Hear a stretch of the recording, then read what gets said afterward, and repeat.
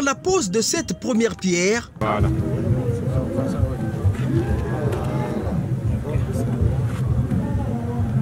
Gisèle Thierry Maguessa Ebomé vient de lancer officiellement les travaux de construction du CFA de Londi, un futur centre dont la vocation est de former selon les réalités locales. Et comme le prescrit le programme de société de son Excellence, Monsieur le Président de la République, chaque CFA dans chaque district devrait intégrer les dynamiques économiques de ces districts.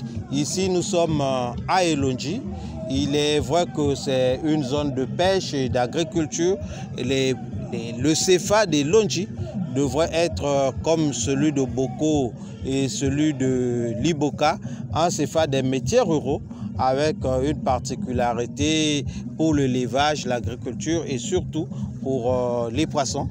Et nous devons voir comment faire de telle sorte que l'environnement et l'écosystème que nous offre Elondji soit bénéfique au CFA que nous allons construire. Sur place, le terrain est déjà apprêté et même certains matériaux sont visibles. Le centre d'éducation, de formation et d'apprentissage d'Elondji, un autre établissement qui prouve le dynamisme constaté dans le sous-secteur enseignement technique et professionnel en ce qui concerne l'amélioration de la carte scolaire.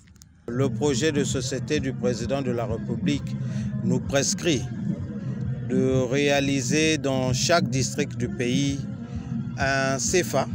Mais nous pensons, sous l'autorité du Premier ministre, que progressivement, l'objectif est en train d'être atteint. Aujourd'hui, nous avons le bonheur de dire aux Congolais qu'en 5 ans, nous aurons doté le Congo d'environ une vingtaine de nouveaux établissements de l'enseignement technique et professionnel.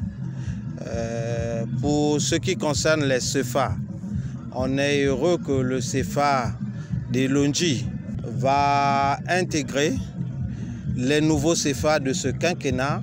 Ce samedi, le village Elondji, situé à 32 km de Tchikapika dans le département de la Cuvette, a montré son intérêt pour ce futur centre. Et c'est le sous-préfet du district qui a magnifié ce projet qu'il considère comme intégrateur. La pose de cette première pierre confirme notre engagement collectif à faire de l'éducation technique et professionnelle une priorité. Non seulement pour répondre aux aspirations des jeunes du district de Tchikapika et d'autres contrées, mais aussi pour répondre aux défis de demain.